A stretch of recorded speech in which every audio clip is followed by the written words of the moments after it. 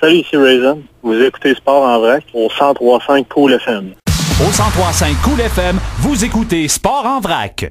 Aujourd'hui, dans Sport en vrac, on va aller s'entretenir avec un lutteur québécois. Il est également propriétaire, promoteur de la NSPW. J'ai avec moi Steve Boutet, mieux connu sous le nom de Raisin.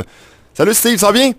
Oui, ça va bien, toi? Oui, ça va bien. Hey, tout d'abord, je veux qu'on apprenne un peu à te connaître. Comment est née la passion de la lutte chez le jeune Steve Boutet? Ça a commencé quand même assez tôt, peut-être vers l'âge de 6-7 ans. Mon père écoutait la lutte dans le salon, il faisait pas des postes, puis moi je suis tombé là-dessus, puis ça m'a impressionné.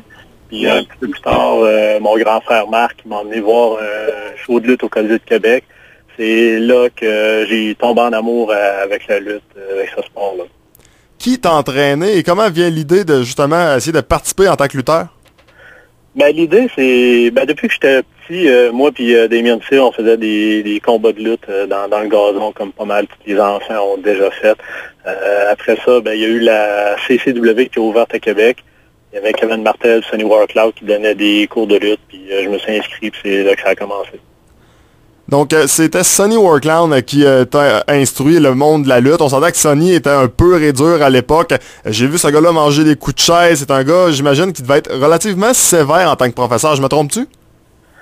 Ben oui, il était sévère, mais en même temps, il comprenait comment je peux dire, il comprenait aussi qu'on n'était pas tous des 300 livres, des choses comme ça. Fait qu'il il nous donnait des petits trucs pour arriver à se faire respecter, puis tu sais, il mettait l'emphase là-dessus. Comme moi, il m'a toujours dit, t'es pas gros, frappe fort. Fait que j'ai toujours gardé cet esprit-là, puis avec les années, ça m'a servi. Est-ce que tu as toujours eu la gimmick de Raisin? Oui, mais elle s'est promenée pas mal. Quand j'ai commencé, honnêtement, j'étais pas le plus talentueux, donc je me suis lancé dans le hardcore. À la QCW, qui était comme la compétition de la CCW. Après ça, Eric Picard, mieux connu sous le nom de Nightmare Manson, il m'a fait venir à la CCW à temps plein. Là, c'est là qu'on a formé les Perfect Genetics avec Clasher. Encore là, j'étais pas un talent incroyable, donc je me suis lancé dans la comédie à faire de la lutte. Puis c'est peut-être vers 2005 que j'ai plus commencé à lutter pour lutter, si on peut dire, là. L'évolution de ton personnage, je veux qu'on en parle, c'est typique au monde de la lutte, c'est comme une pièce de théâtre, mais ton personnage a drôlement évolué. À la fin, je me rappelle, plutôt dès le début, tu avais le jeune Steve Boutet, le jeune Raisin, tu sais, pas de barbe. Évidemment, tu commençais à t'entraîner tranquillement pas vite. Maintenant, c'est le personnage qui est plus musclé un peu, le personnage avec la grosse barbe, le gars qui fait redneck un peu. Parle-nous un peu de comment c'est transporté ce personnage-là. Transporter, c'est un peu un reflet de moi-même, ça. Je suis pas mal plus ce personnage-là qu'avant. J'étais, comme tu dis, le petit pas de barbe qui était gentil, qui faisait plaisir à tout le monde. Mais tandis que là, je suis plus moi-même présentement, tu sais, le plus redneck. Quand j'ai rencontré Ivan Sullivan aussi, on a formé Kickin' Stomping, puis on avait chacun une barbe, puis c'est là que ça a parti que on a mis l'emphase sur notre barbe, sur notre look redneck, puis tout, puis c'est ce que ça donne, là. Est-ce que tu savais pertinemment que le personnage et plutôt, on pourrait même dire, l'équipe allait pogner dès ses débuts? Honnêtement, oui, mais pas tant que ça. Parce que là, on se fait quand même voir quand même pas mal partout. Puis au début, moi, je pensais que ça allait être une équipe qui allait pogner à Québec. Mais non, on a pogné à Valleyfield, dans le coin de Montréal. Là, comme dans quelques semaines, on s'en va à Trois-Rivières pour la TOW. On se promène pas mal à cause de ce personnage-là. Fait que c'est le fun. Est-ce qu'il y a un moment dans ta carrière, Steve, où tu t'es dit, j'abandonne tout ça, c'est pas fait pour moi? Pas fait pour moi, non, mais à un moment donné, j'ai abandonné parce que j'étais blessé au cou. Puis j'ai été 14 mois sans lutter. J'avais complètement abandonné l'idée de recommencer à lutter. Mais étant donné que la lutte est une drogue, j'ai recommencé, même si je me disais que c'était pas une bonne idée. Puis depuis ce temps-là, j'ai pas arrêté, là. Ton meilleur moment dans le ring? Peut-être en 2007. 2006-2007, tout ce que j'ai affronté, le Honky Tonk Man, qui était mon idole d'enfance, un de mes idoles d'enfance, Je l'ai affronté au Nouveau-Brunswick. Ça a été vraiment un moment incroyable.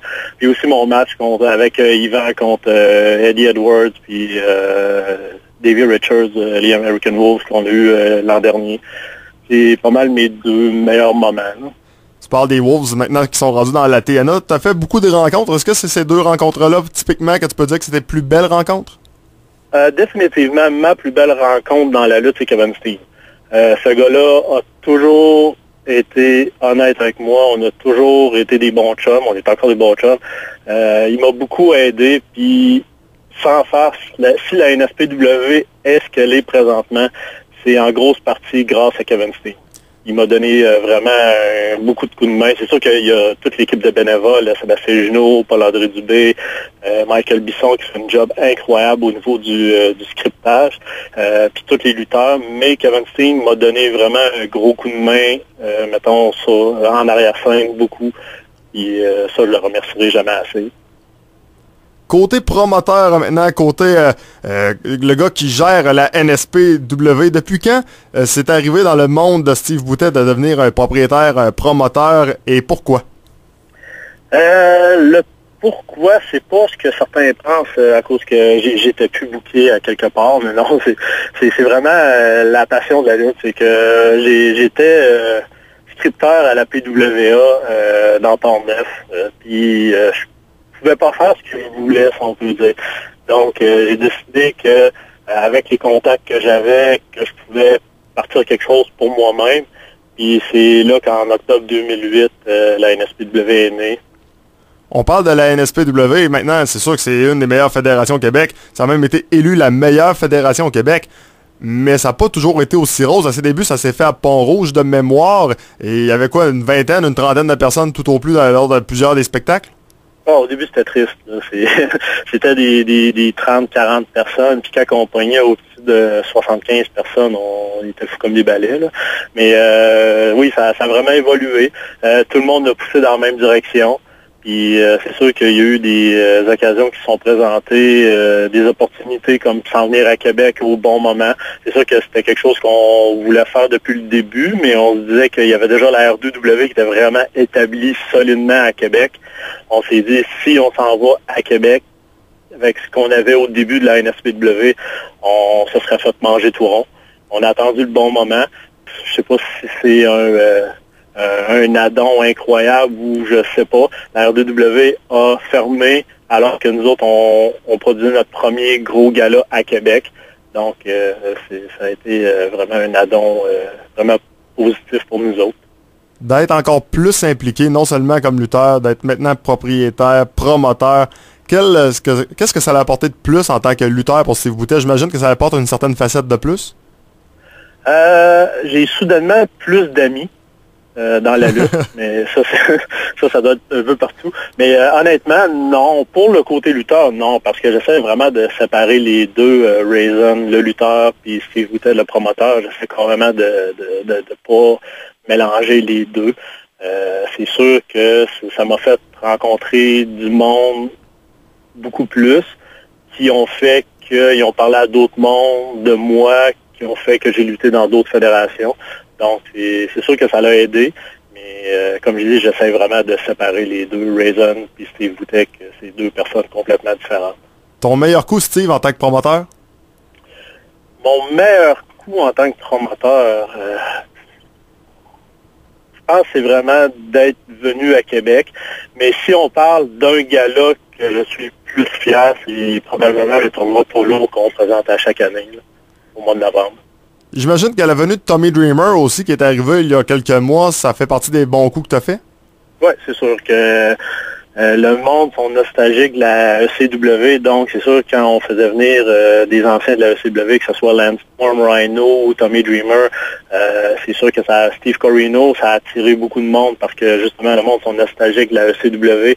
Puis on a quand même un style de lutte qui se rapproche un peu. C'est sûr qu'on n'a pas autant de hardcore qu'à la ECW, mais quand on parle côté lutte, on est un peu comme la ECW du temps, parce que les fans sont proches de l'action, puis que les lutteurs se donnent vraiment beaucoup pour les fans. Ça, c'est quelque chose que même les fans m'en parlent souvent, qu'ils sont contents de voir que les lutteurs ils viennent pas à Québec juste dans le but de venir s'amuser et de pas s'occuper des fans. Il y a beaucoup d'interactions avec la foule. Ce qui me rappelle un peu, comme je dis, la ECW dans le temps, il y avait de l'interaction avec la foule. Puis c'est quelque chose que tout le monde apprécie, que ce soit les fans ou les lutteurs. Puis ça fait des galas incroyables avec beaucoup d'ambiance. Tantôt, on parlait de Rhino, Tommy Dreamer, Paul London, plusieurs anciens de la WWE, de la TNA, de la ECW qui sont passés par Québec dans votre fédération. Comment ces gars-là voient leur arrivée du côté de Québec lorsqu'ils arrivent au Centre Horizon? J'imagine qu'eux doivent s'attendre à pas grand-chose, puis je suis convaincu qu'ils sont surpris.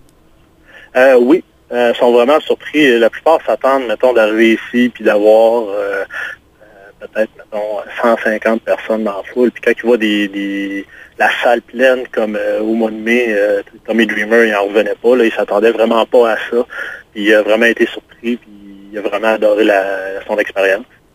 C'est un petit monde, la lutte. J'imagine que tous les lutteurs se parlent. C'est un peu peut-être la raison de votre succès d'amener tout le temps des aussi gros noms. Oui, c'est sûr qu'ils se parlent entre eux autres. Puis comme je disais tantôt, Kevin Steen aide beaucoup parce qu'il a toujours eu des bons mots pour nous autres, aux autres lutteurs. Puis c'est arrivé souvent que quand j'approchais des lutteurs, ils savaient déjà qui on était à cause de Kevin et de d'autres lutteurs qui en avaient parlé. Votre fédération présente 2 spectacles en fin de semaine, un à Québec vendredi, un samedi du côté de Saint-Prosper en Beauce. Parle-moi un petit peu des 2 spectacles et surtout d'un nom que vous avez été capable encore une fois d'aller chercher. On parle de Joey Ryan, une ancienne vedette de la TNA. Il était là d'ailleurs à la TNA il y a même pas un an. Donc lui sera une des grosses vedettes que vous amenez du côté de Québec et également du côté de la Beauce en fin de semaine. Oui, c'est ça. C'est notre Weekend of Excellence qu'on appelle. C'est une tradition qu'on fait à chaque année, un gala à Québec. Et cette année, encore une fois, c'était en Beauce à Saint-Prosper. Joey Ryan, oui, c'est un ancien de la TNA. Il va venir à Québec puis à Saint-Prosper pour les 2 galas. On a réussi à l'avoir. Ça faisait un petit bout qu'on essayait de l'avoir, mais il y avait toujours des conflits d'horaire, des trucs comme ça. Là, finalement, on l'a en fin de semaine. Il va affronter Marco Estrada vendredi, ce qui, selon moi, va donner tout un match. Samedi, il va être en équipe avec Chris Cruz contre Yvan et moi et Project Damka pour les ceintures canadiennes de la NWA. Aussi, à Québec, à pas manquer, ça c'est sûr et certain que le monde va parler de lui samedi, dimanche, puis les prochains mois à venir. C'est les débuts de Speedball Mike Bailey, qui est un lutteur incroyable, athlétique, puis extrêmement rapide. Le monde de Québec vont l'adorer, c'est sûr et certain. Steve, en terminant, est-ce que ton personnage, les 2 fois, est un méchant en fin de semaine? Oui, toujours. Tu préfères tout ça ou t'aimes mieux être un gentil? Honnêtement, j'aime mieux être méchant. C'est pas pour sortir de la frustration ou whatever, c'est que je suis plus à l'aise là-dedans. C'est aussi simple que ça. Il n'y a pas vraiment de raison, mais je suis plus à l'aise sur ce côté-là. Bon, ben on va avoir un certain plaisir, j'imagine, à taillir en fin de semaine, mais après le show, ben tout est fini et t'es bien smart. Oui. Merci, Steve. Ben, merci à toi. Bye-bye. Bye. Donc voilà, Steve Boutet, mieux connu sous le nom de Raisin, 2 spectacles en fin de semaine pour la NSPW. Le vendredi 1er août du côté de Québec et le 2 août du côté de Saint-Prosper, ici en Beauce. Manquez pas ça.